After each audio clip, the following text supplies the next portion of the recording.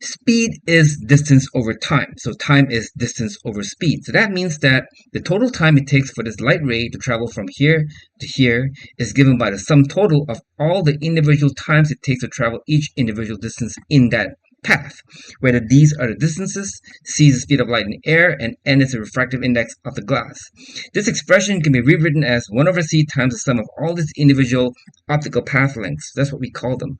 Now, light travels slower in glass. So when light travels through this distance d2 here, for example, it feels as if it's traveling a longer distance. How much longer? By a factor of n. So that's what this optical path length means.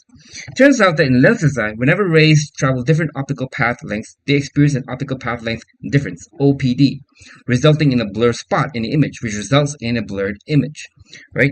So there's a way to calculate that blur radius of the blur spot.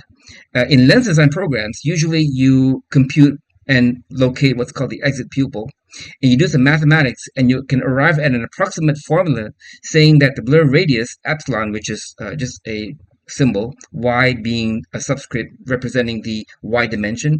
So the blur radius is roughly given by 1 over sine of this angle times this mathematical operation. Now, let's pause for a second. This is very interesting.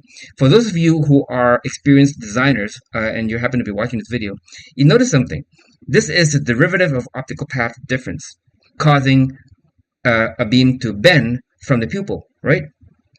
What happens if I multiply this by 2 pi over lambda? That makes it a phase variation across the pupil. That reminds you of a metasurface, a flat meta lens with a phase profile bending a ray. In fact, it doesn't just apply to metasurfaces. It applies to any flat surface that can impose a phase variation, like a gradient index lens or a diffractive optic.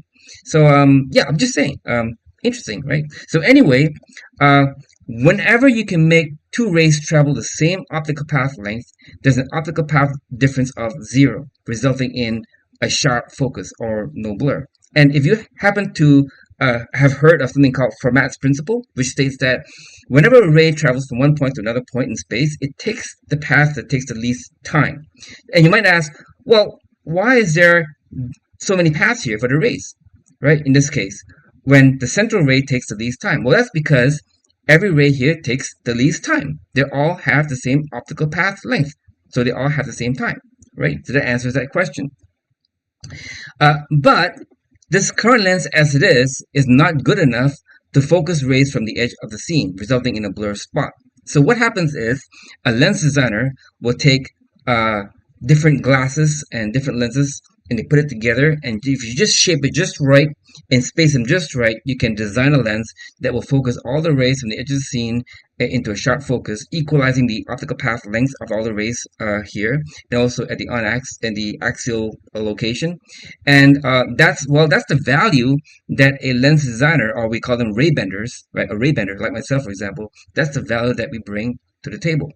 Well, I mean, not necessarily advertising or anything, just saying, you know, just saying, just saying, just saying, just saying, just saying.